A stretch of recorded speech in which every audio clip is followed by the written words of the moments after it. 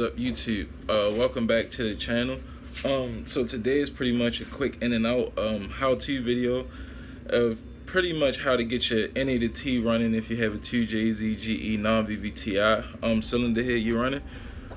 So the thing with this is the NaT Bible really doesn't go into deep detail on how to get your car started. It actually took me almost a week to get my car running because I knew nothing about this at all. It's pretty much reinstalling the distributor. If you have, or the Dizzy, some people call it the Dizzy distributor, same thing. If you have did the actual, if you actually did the valve cover gasket, if you actually did the head gasket and put a GTE head gasket or the Cosmic head gasket on the cylinder head or on the block engine itself, this is your next step in revolution of NaT in your car. The thing with this is, you may get a little discouraged once you start doing it because it might take you more than a few times to get your car running. But I'm gonna try to make this video as simple as possible, straightforward, so that way, if you did everything right, your car cranks straight up. It might run rough, but that's only because you have to retard and advance timing, which I'll show you in the video. So this is actually the distributor. It has, I deleted the cap and rotor because it's no need for it. It doesn't do anything but just be in the way. And if you watch the last video I dropped on the walk around, the updated walk around, I actually showed that I have the Venom Automotive distributor cap delete. So it's just the cap that just covered it, so nothing won't fly in here, break this up, or anything like that. It's just pretty much protected. If it looks foreign to you, it's literally because, like I said, I don't have the cap and rotor on. This is the actual part where all your spark plugs meet up at on the head to get the signal. So with this, it has an O-ring on it. This is pretty dirty. This came off one of the engines I built, which I really need to clean this up. But if you see that O-ring right there, if you have a chance, you really should change that O-ring out. A lot of people don't do it. I haven't done it. I did it once on the engine I have it in now, but if you have oil dripping from it, that's your cause, because pretty much your O-ring failed. It's nothing too special about that. But when you put this into the cylinder head, you want to make sure you put oil on this to prevent that from happening. A lot of times these O-rings are good. It's just you mess it up when you stick it in without any oil on it. As always, thanks for watching the video. Thanks for subscribing. If you have any questions about the video, drop a comment in the comment section. I don't mind helping as much as I can.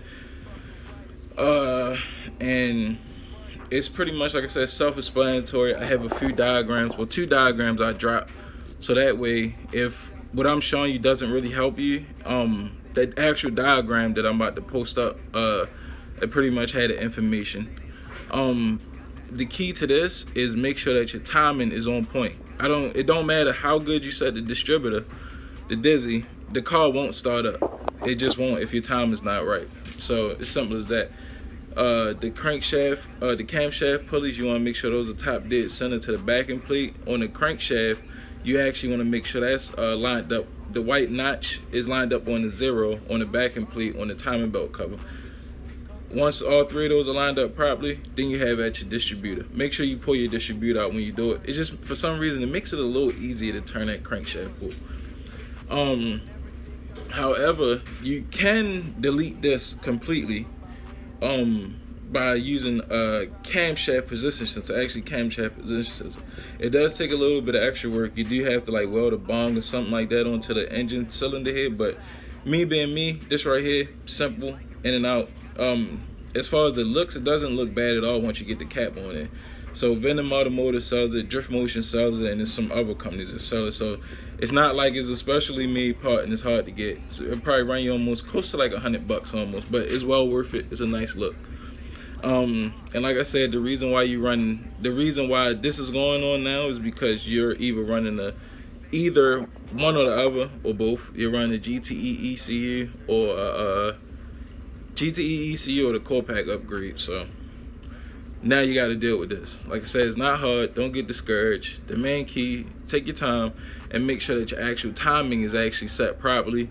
The car fire up, you either advance the timing, or you retard the timing and get your joint A1. I would do it on the car right now, but it's raining and I'm not trying to get my engine bay all wet, so I'm using my spare cylinder head and my spare distributor cap. But I'm gonna drop these diagrams on y'all right now, and let's get the party started.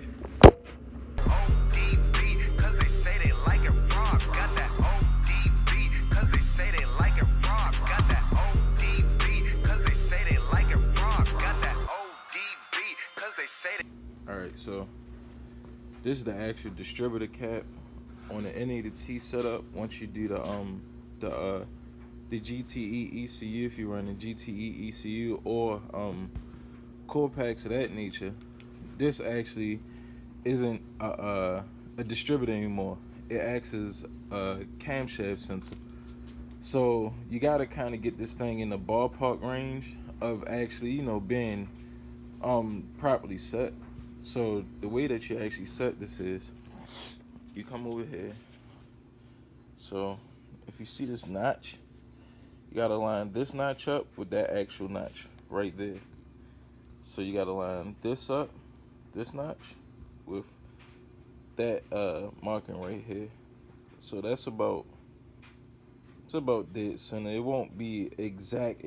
That's the best thing about this. If you got a non-VVTi, if it's not exact, only thing you do when you stick it in, you just calibrate it, and that's how you advance and retard timing. I'm pretty sure to the left is the advance it, and to the right is the retard it.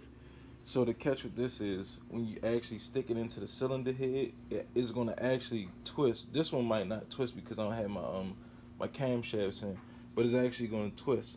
So when you stick it in, it's going to actually, I think it usually twists. The center actually twists this way, to the right, to the left.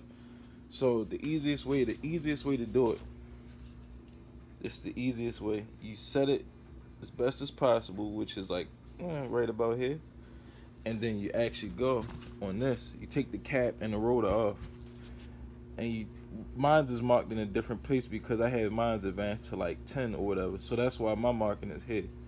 So if you're not going to advance your timing, you're going to want to like give it like a good scuff right about here on this tooth. Give it a good scuff right here, and when you put it in the car, you want to try to line it up to right here.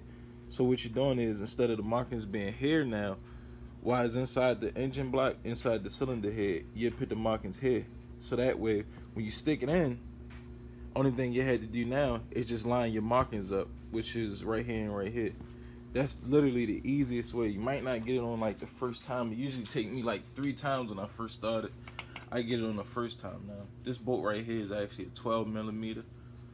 The easiest way to get to that, pretty much just use a wrench. Self-explanatory.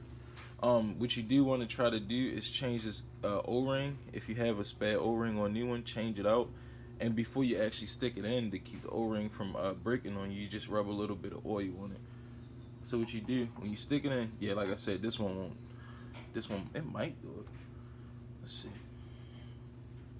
I'm trying to hold the camera and do this at the same time. Engine block just been, cylinder here just been, yeah, it won't do it because the actual camshafts on here. So when you do it, when you push it in, this will actually twist on you. So what you do then is you just literally, it'll stay stuck in one place because you had a camshaft in. And when you turn this, it'll literally do just like this. And you just line your markings up, start your car, get your timing gun, and shoot your timing gun down at the crankshaft. The crankshaft pulley, and make sure, you know, that's how you really set your timing with the timing gun. But before you do this, you actually take this out, take it completely out. Set your time in the top dead center on the crankshafts, on the backing plate, and then on the camshafts to the backing plate, and then on the crankshaft. Make sure the crankshaft is at 0. Make sure the camshafts are top dead center with the markings on the backing plate. Because if those aren't set properly, whatever you do with this won't work at all. But as long as you do that, your car starts straight up for real. As long as you're in the ballpark, it'll start up, it'll run rough, and then after that, you just calibrate. You probably got to do it a couple times if you never did it before, but it's that simple.